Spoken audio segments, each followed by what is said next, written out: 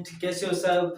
कैसे चल रही है आपकी प्रिपरेशन? आज मैं शिवा स्वामी फिर से हाजिर हूँ आपके सामने फिगर ऑफ स्पीच पर एक तीसरी क्लास लेकर।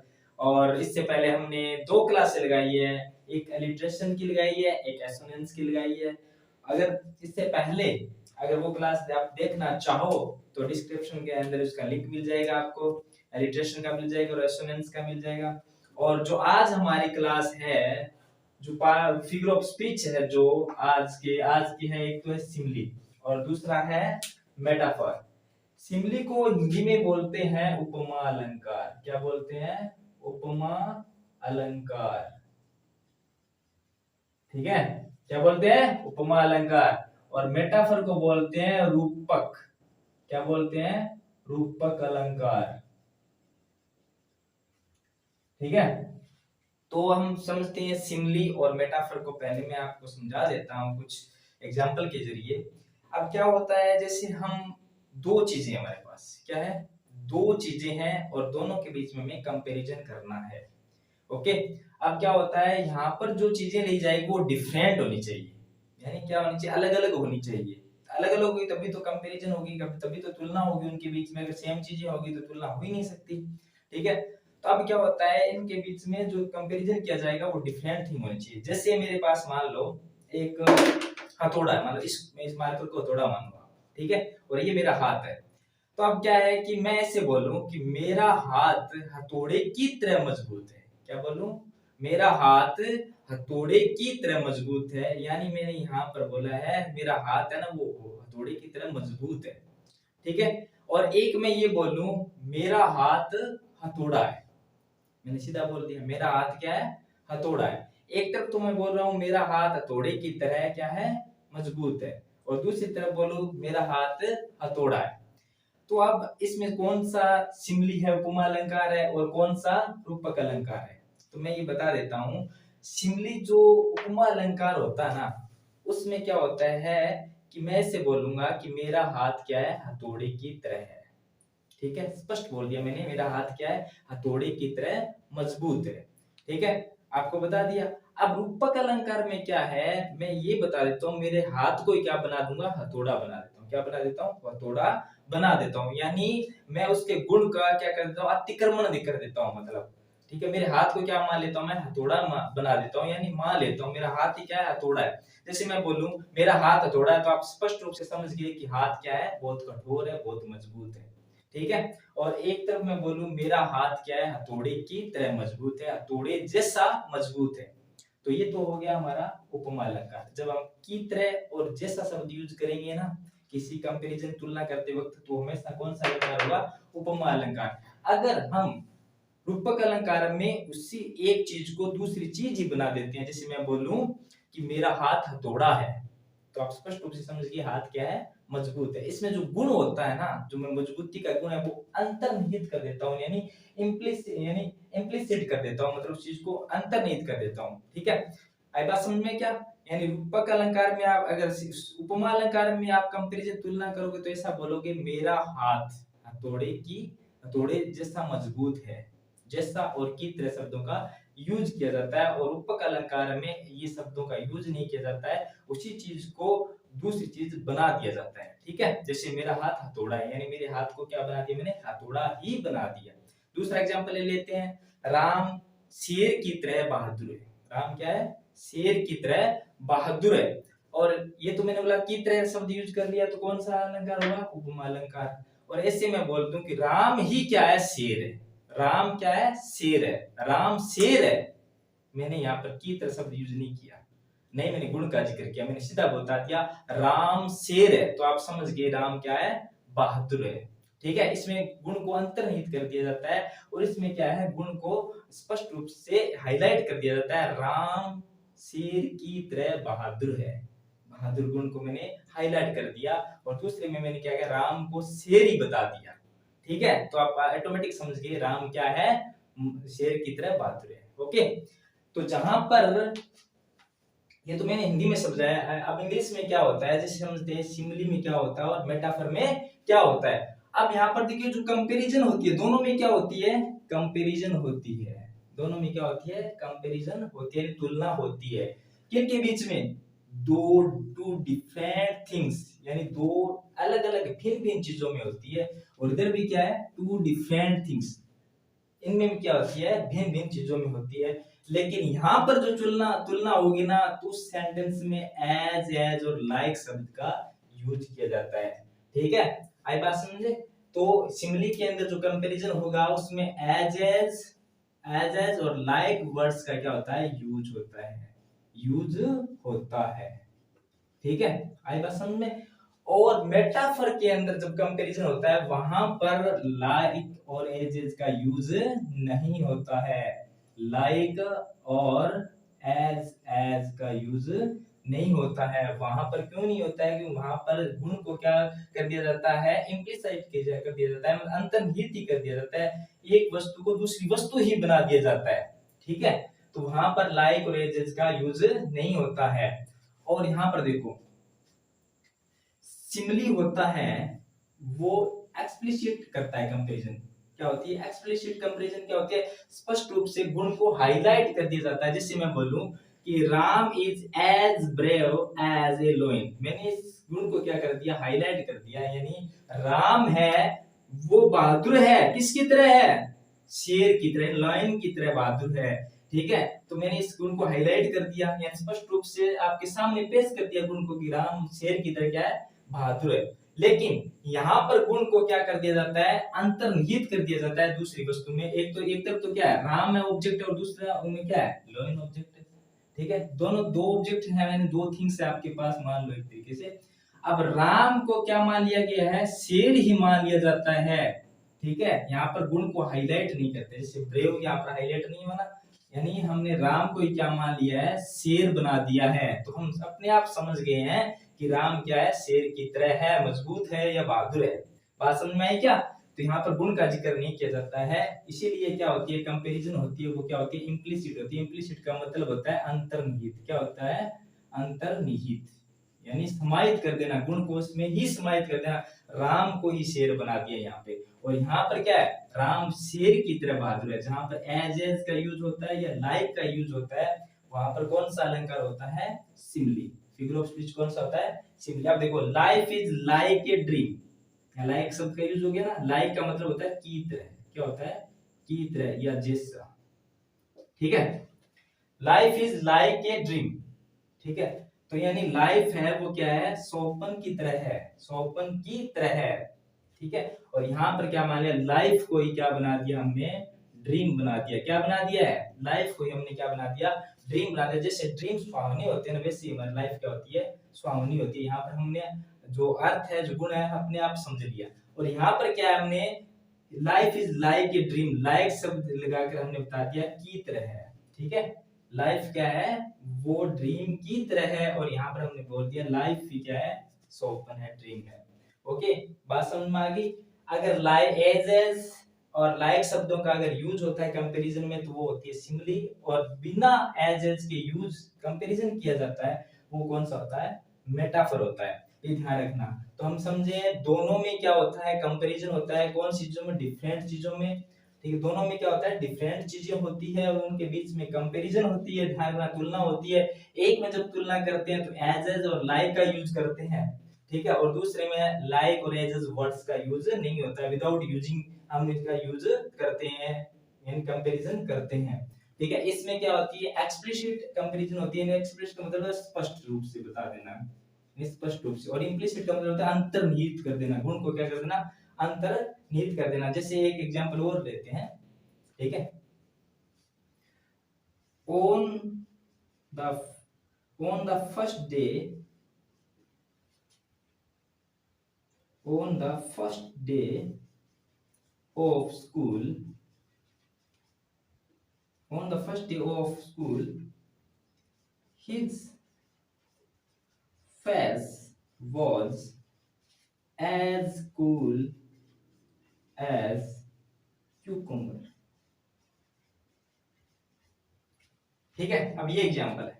और यहाँ पर क्या क्या, उसका जो पहला दिन था ना स्कूल का, उस दिन क्या था, उसका जो फेस था, यानी फेस था वो क्या था, बहुत कूल था, बहुत चमक रहा था, मतलब एक तरीके से वो ठंड, कूल का मतलब ठंडा नहीं है, ठंडा होने का मतलब ये नहीं है कि वो ठंडा था, लेकिन वो कूल दिख रहा था, बड़ा मस्त दिख रहा था, ठीक है। आई बात समझे, सुहाना लग रहा था उसका चेहरा, किसकी तरह, क्यूकम्बर। क्यूकम्बर क्या होता है, जैसे मानते क्यूकम्बर होता है ना, वो ककड़ी क्या होती है, क्यूकम्बर क्या होती है, ककड़ी होती है, ठीक है। ककड़ी बहुत ज्यादा ठंडी होती है, ठीक है, कूल होती है, सुहावनी होती है, तो इसलिए क्या है कि उसके चेहरे की जो तुलना की गई वो किससे की गई है, क्यूकम्बर से की गई है, किससे की गई है, क्यूकम्बर से की गई है। अगर मैं इसी वर्ड्स को ये बोल दूं सीधा, क्या बोल दूं, his face his face was a cucumber, a cucumber। तो अब मैंने उसके फेस को ही क्या बना दिया है, क्यूकम्बर बना दिया है, मैंने उसका फेस ककड़ी है, उसका फेस ककड़ी था, यानी ककड़ी था, इसका मतलब हमने गुण पहचान लिया, ककड़ी जैसे कूल होती है ना, वैसे उसका फेस था। बात समझ में आ गई क्या, यहाँ पर जो कूल जो गुण था ना, वो उसको मैंने ककड़ी में ही निहित कर दिया है, इसलिए इसे बोला जाता है अंतर्निहित, ठीक है, गुण को अंतर्निहित कर दिया जाता है, इसमें समाहित कर। जैसे मैं बोलूं वह शेर है, तो आप समझ गए कि वह बहादुर है, ठीक है। अगर मैं इसी शब्द को ऐसे बोलूं वह शेर की तरह बहादुर है, तो उपमा बन जाएगा। अगर मैं सीधे क्या बोल दूं वह शेर है, तो वह कौन सा अलंकार आ जाएगा, मेटाफर आ जाएगा, रूपक, यानी रूप ले लेगा वो। यानी राम ने किसका रूप ले लिया, शेर का रूप ले लिया, यहाँ पर ध्यान से नाम स्पष्ट है, रूपक, ठीक है, रूप दे दिया जाता है। और यहाँ पर क्या, उपमा, संज्ञा दी जाती है, नाम दे दिया जाता है उसको, ठीक है। जैसे life is like a dream, ठीक है, ड्रीम की तरह, और यहाँ पर लाइफ को ही ड्रीम मान लिया जाता है। ओके, बात समझ में आई। तो अब देखो हमें मेन पॉइंट क्या है एग्जाम की दृष्टि से, एग्जाम में जो पॉइंट होते हैं, टिप्स होते हैं, टिप्स टू रिमेम्बर, कौन कौन चीजें हमें याद रखनी है। तो सबसे पहले जो याद रखने वाली चीजें हैं, अब जैसे देखो यहाँ पर एज इज लाइक का यूज हो रहा है, ठीक है, और यहाँ पर एज ए लाइक का यूज नहीं होता, सीधा ही क्या बना देते हैं, दूसरी चीज को हम दूसरी चीज अतिक्रमण कर देते हैं गुण का, ठीक है, पहली चीज को ही दूसरी चीज बना देते हैं। जैसे अभी एक एग्जांपल ले लेते हैं, जो होता है कैमल होता है ना, कैमल जानते हो आप, कैमल, कैमल क्या होता है, ऊंट होता है ना, कैमल। अब कैमल जो ऊंट है कैमल, अब उसको मैं बोलूं camel is the ship of desert, camel is the ship of desert. अब बताओ कौन सा अलंकार है, कैमल को मैंने क्या बना दिया है, जहाज बना दिया है, क्या बना दिया है, जहाज ही बना दिया, यानी रेगिस्तान का जहाज है। ऊंट क्या है, रेगिस्तान का जहाज है, मैंने इसे नहीं बोला रेगिस्तान की जहाज की तरह, ऐसा मैंने नहीं बोला है, मैंने क्या बोला है, ऊंट को ही क्या बना दिया मैंने, जहाज बना दिया। आप समझ गए, ऊंट है ना उतना काम करता है जैसे एक जहाज की तरह, जहाज पानी में चलती है ना, उसी तरह ऊंट क्या चलता है, रेगिस्तान में चलता है, जहाज की तरह फास्ट चलता है, जहाज की तरह थकता नहीं है, ठीक है। वैसे ही मैंने इसे नहीं बोल दिया कि कैमल है वो जहाज की तरह है, मैंने इसे बोल दिया जो कैमल है ना वो क्या है, रेगिस्तान का जहाज है। मैंने कैमल के जो गुण है वो जहाज के गुणों से मैंने यहाँ पर इसकी कंपैरिजन कर दी है, ठीक है, बात समझ में आई क्या।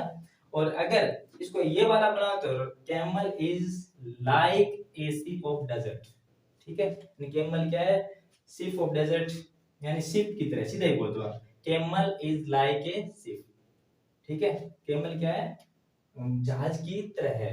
और ठीक है, तो तरह शब्द आ गया तो कौन सा अलंकार हो जाएगा, उपमा अलंकार हो जाएगा। अगर तरह शब्द नहीं आता है, एक चीज को दूसरी चीज ही बना देते हैं, तो कौन सा हो जाता है, रूपक अलंकार। लेकिन परीक्षा की दृष्टि से जो इंपॉर्टेंट चीजें हैं वो हम पढ़ेंगे, ध्यान रखना, इन जो कुछ बातें जो मैं बताने जा रहा हूं ना, वो एग्जाम की दृष्टि से बहुत इंपॉर्टेंस रखती है, ठीक है। अब देखें वो क्या चीजें हैं जो एग्जाम में बार बार आती है और हम कंफ्यूज हो जाते हैं, गलतियां कर देते हैं, ठीक है। तो चलो भी पढ़ते हैं। तो जैसे हमने सिमली के अंदर देखो, सिमली में ज्यादा कंफ्यूज हो करता है वो।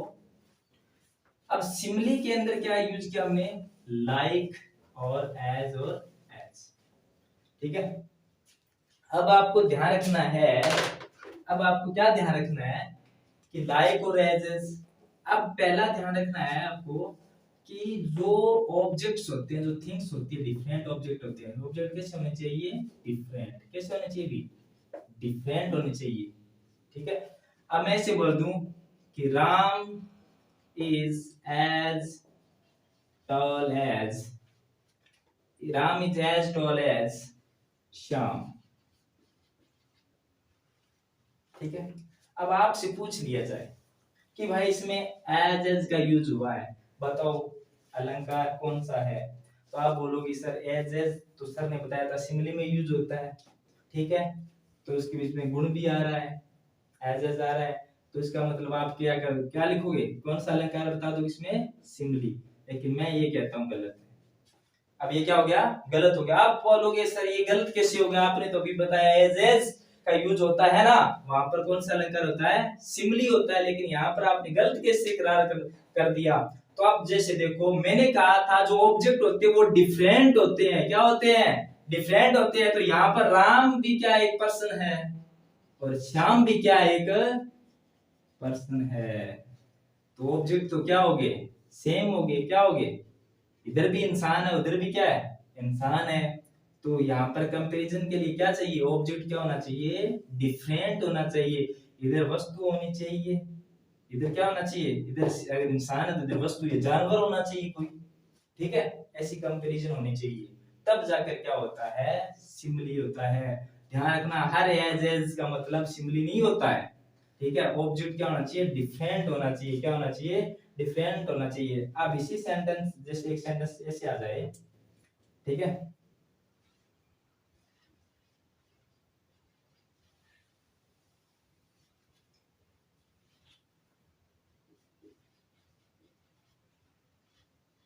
राम इज एज कूल, अभी हमने पढ़ा था, एज कूल एज क्यूकम्बर। अब इसमें देखो, Ram is as cool as cucumber.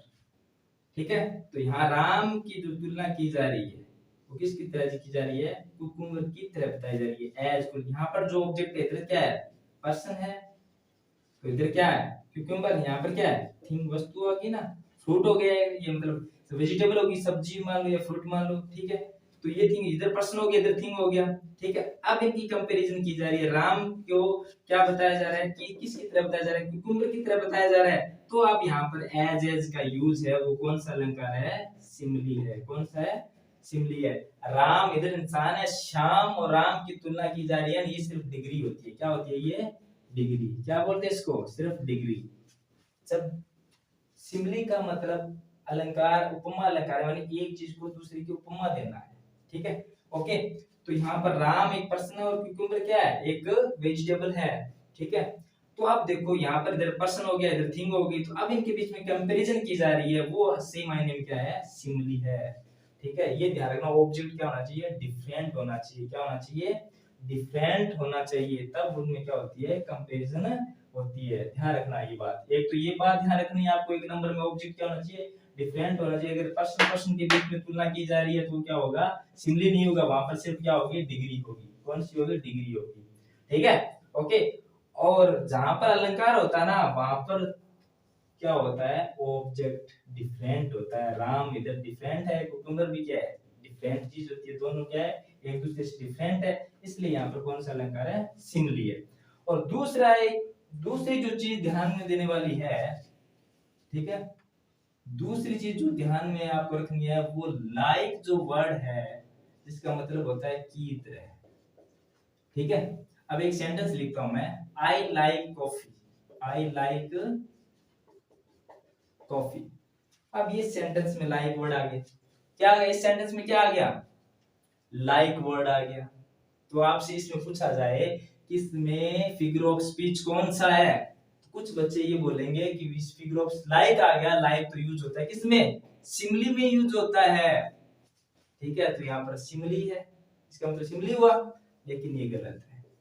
क्या है, गलत है। गलत क्यों है, क्योंकि जो सिमली में लाइक यूज होता है ना, जो सिमली में लाइक यूज होता है वो एक प्रीपोजिशन की तरह यूज होता है। किसकी तरह यूज होता है, ये सिमली अलंकार में जो लाइक यूज होता है ना, वो क्या होता है, एक प्रीपोजिशन होता है। क्या होता है, अभी प्रीपोजिशन होता है, इसका मतलब होता है की तरह। क्या होता है, की तरह। और लाइक जब वर्ब के रूप में यूज होता है ना, क्या होता है, लाइक जब वर्ब के रूप में यूज होता है, क्या बनता है, वर्ब बन के आता है, तो इसका मतलब होता है पसंद करना। क्या होता है, पसंद करना। अब इसका सेंटेंस आई लाइक कॉफी, मैं कॉफी पसंद करता हूँ, यहाँ पर की तरह का नाम ही नहीं है, जैसा का नाम ही नहीं है, तो कैसे सिमिली होगा?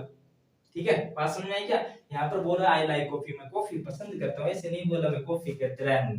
ठीक है, लेकिन अगर अब ध्यान दो थोड़ा,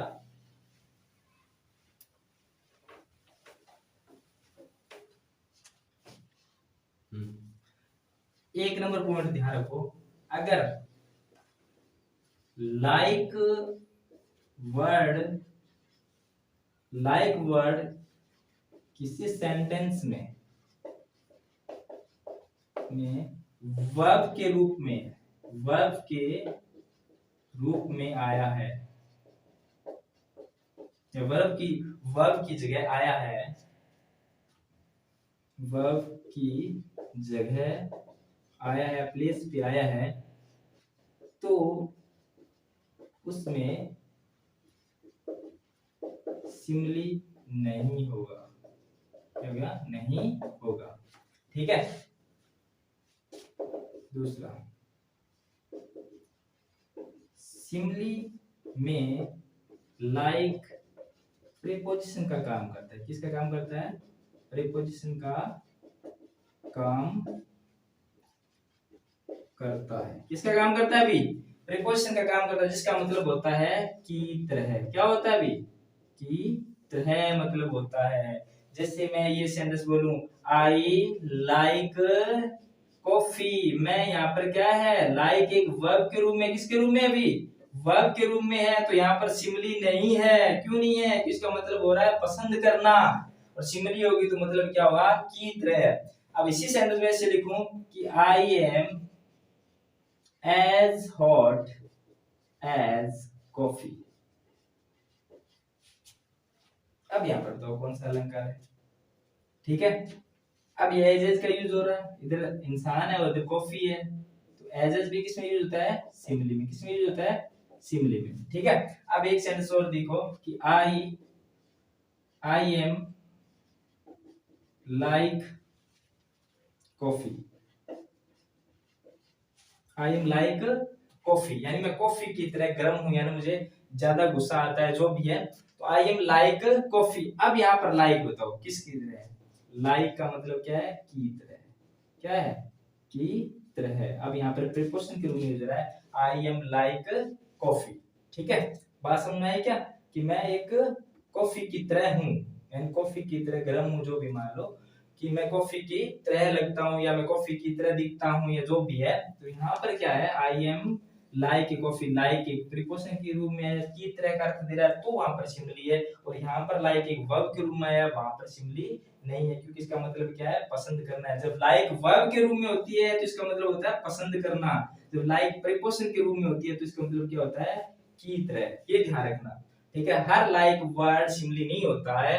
अगर लाइक सिमिली है तो वो एक प्रीपोजिशन के रूप में आएगा, जिसका मतलब क्या होगा? की तरह। जैसे एक सेंटेंस देते हैं कि she is dancing like a monkey. अब यहाँ पर देखो कौन सा अलंकार है? ठीक है, he is dancing like a monkey, वह मंकी की तरह नाच रही है। किसकी तरह नाच रही है? की तरह। यहाँ पर क्या है? प्रीपोजिशन के रूप में आया है, तब लाइक यहाँ पर क्या है? सिमिली है। अगर यही वर्ड मैं यही सेंटेंस ऐसे लिखूं कि कैसे लिखूं कि सी लाइक डांसिंग, अब यहाँ पर तो ये लाइक क्या है? वर्ब है या फिर प्रीपोजिशन है? तो यहाँ पर ये क्या है? सी लाइक डांसिंग, वह डांस करना पसंद करती है। तो यहाँ लाइक का मतलब क्या आ रहा है? पसंद करना। क्या आ रहा है अभी? पसंद करना। तो यहाँ पर सिमिली नहीं है। सिमिली होगा तो वहां पर क्या आएगा? लाइक एक प्रीपोजिशन के रूप में आएगा, और इसका मतलब होगा की तरह। ओके, बात समझ में आई क्या? तो अब लास्ट में आप क्या कर लेते हैं? थोड़ा कंपैरिजन कर लेते हैं दोनों के बीच में। एक बार जो चीज पढ़ी है वो दोहरा लेते हैं। ठीक है, तो सिमिली में क्या यूज होता है? अभी इधर सिमिली और इधर metaphor.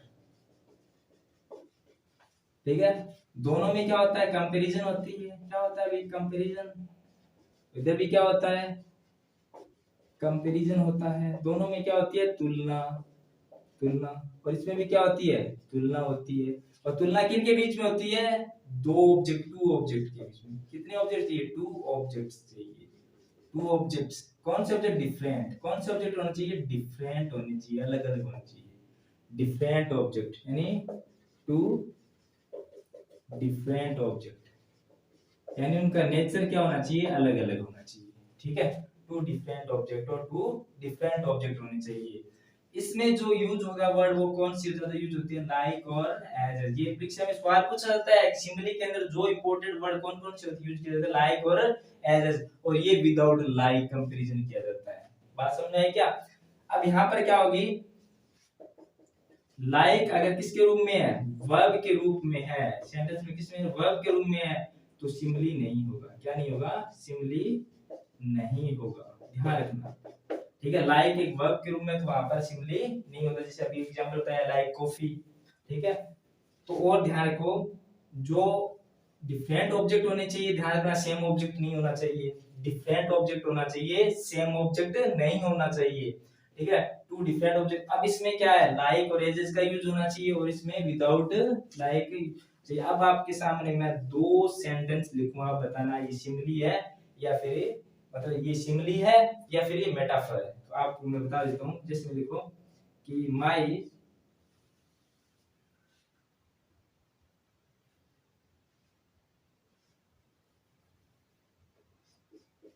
Her face is like a rose।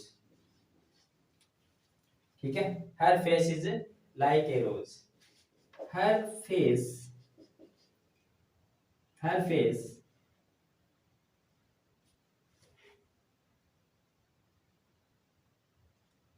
Her face is as beautiful as her mother। ठीक है, एक सेंटेंस और, he likes tea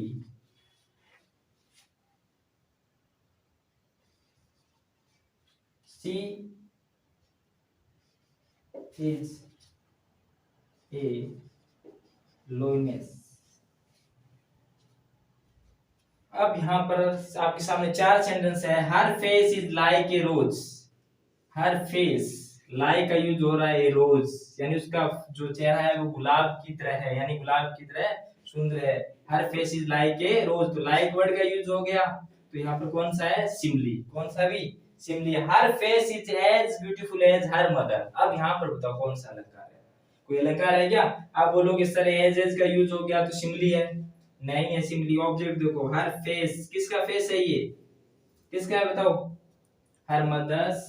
यहाँ पर ऐसे कर लो, हर मदर्स फेस। ठीक है, her face is as beautiful as her mother's, यानी उसके माता के फेस की तरह ब्यूटीफुल है। Her face is as beautiful as her mother's. अब यहाँ पर तो इधर फेस किसका है, एक लड़की का, और इधर इसकी माता का है। तो दोनों फेस किसके है, इंसान की है, तो सेम ऑब्जेक्ट हो गया ना। क्या हो गया अभी, सेम ऑब्जेक्ट हो गया। तो सेम ऑब्जेक्ट नहीं चाहिए हमें, क्या होना चाहिए, डिफरेंट ऑब्जेक्ट होना चाहिए। तो यहाँ पर अलंकार नहीं है, क्या होगी यहाँ पर, सिर्फ और सिर्फ डिग्री। क्या होगी, डिग्री। ठीक है, he likes T, he likes T, वह चाय पसंद करता है। यहाँ पर लाइक वर्ड है वो किसके रूप में आ गया, वर्ब के रूप में आ गया है। तो यहाँ पर सिंपली नहीं होगी, क्योंकि वर्ब का मतलब हो गया पसंद करना। ठीक है, और सी जे लॉयंस। अब यहाँ पर कौन सा अलंकार है, सी जे लॉयंस, वह शेरनी है। वह क्या है, शेरनी है। तो सी को हमने क्या बना दिया, शेरनी बना दिया। तो कौन सा होगा, मेटाफर। कौन सा होगा अभी, मेटाफर। हमने ही सी को ही क्या बना दिया, शेरनी बना दिया। अगर ये जो आज हमने दो अलंकार पढ़े, ये अगर आपको समझ में आ गए अच्छी तरीके से, तो इस वीडियो को लाइक कीजिएगा। ठीक है, सब्सक्राइब कीजिएगा चैनल को, और कमेंट करके ये बताना कि ये वीडियो आपको कैसा लगा। ठीक है, तब तक के लिए नमस्कार।